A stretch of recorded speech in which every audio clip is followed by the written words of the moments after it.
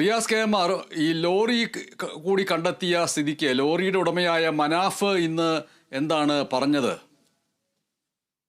മനാഫ് ഏറ്റവും കൂടുതൽ ഈ ഒരു സംഭവവുമായി ബന്ധപ്പെട്ട് സൈബറിടത്തിൽ വേട്ടയാടപ്പെട്ട ഒരു വ്യക്തിയാണ് ലോറി ഉടമ മനാഫ് എന്ന് പറയുന്നത്.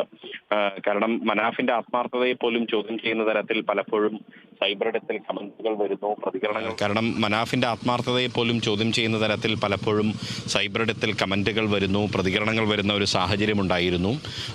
ആ ഒരു ഘട്ടത്തിൽ പോലും ഈ ഒരു അർജുന് വേണ്ടിയുള്ള തിരച്ചിൽ വേണമെന്ന് വാശി പിടിച്ച് അതിനുവേണ്ടി നിരന്തരം ഇടപെട്ട് കാണാൻ പറ്റുന്ന ആളുകളെയൊക്കെ കണ്ടുകൊണ്ട് മനാഫ് അതിനുവേണ്ടിയുള്ള ശ്രമം നടത്തിയവരിൽ ഒരാളാണ് മനാഫ് എന്ന് പറയുന്നത്. ആ മനാഫ് ഏറ്റവും അവസാനം കിട്ടിയപ്പോൾ മനാഫ് പറഞ്ഞത് അർജുൻ്റെ മൃതദേഹം മതി, ലോറിയിലെങ്കിലും സാരില്ല എന്ന് പറഞ്ഞ് വേദനയോടെ വിതുമ്പുന്ന മനാഫിനെ നമ്മളിന്ന് കേരളം കണ്ടു. ഒരു തൊഴിലാളിക്ക് വേണ്ടി ഒരു മുതലാളി എത്രമാത്രം ആത്മാർത്ഥതയോടുകൂടി നിൽക്കുമെന്ന് നമ്മൾ കണ്ടു. ഒരു സഹോദരന് വേണ്ടി മറ്റൊരു സഹോദരൻ, അത് ജാതിയുടെയോ മതത്തിൻ്റെയോ അതിരുകൾക്കപ്പുറം എത്രമാത്രം ആത്മാർത്ഥമായി കൂടെ നിൽക്കുമെന്ന് നമ്മൾ കണ്ടു.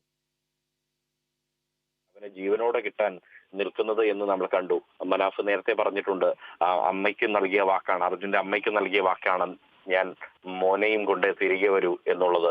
പക്ഷേ അത് ഇങ്ങനെയായി പോയി എന്നാണ് മനാഫ് പറഞ്ഞത്. അതായത് ചേതനയേറ്റ ശരീരവുമായാണ് ഇന്ന് ഞാൻ അർജുനെയും കൊണ്ട് വീട്ടിലേക്ക് പോകാൻ പോകുന്നത്, അല്ലെങ്കിൽ അടുത്ത ദിവസം കണ്ണാടിക്കലിന്റെ വീട്ടിലേക്ക് വരാൻ പോകുന്നത് എന്ന് വേദനയോട് പറഞ്ഞ് വിതുമ്പുന്ന മനാഫിനെ നമ്മൾ കണ്ടു. മനുഷ്യ സ്നേഹത്തിന്റെ ഏറ്റവും വലിയ പ്രതീകമായി നമുക്ക് ആ വാക്കുകളെ കാണേണ്ടി വരുന്ന ഒരു സാഹചര്യം കൂടിയാണ് ഇത്. MS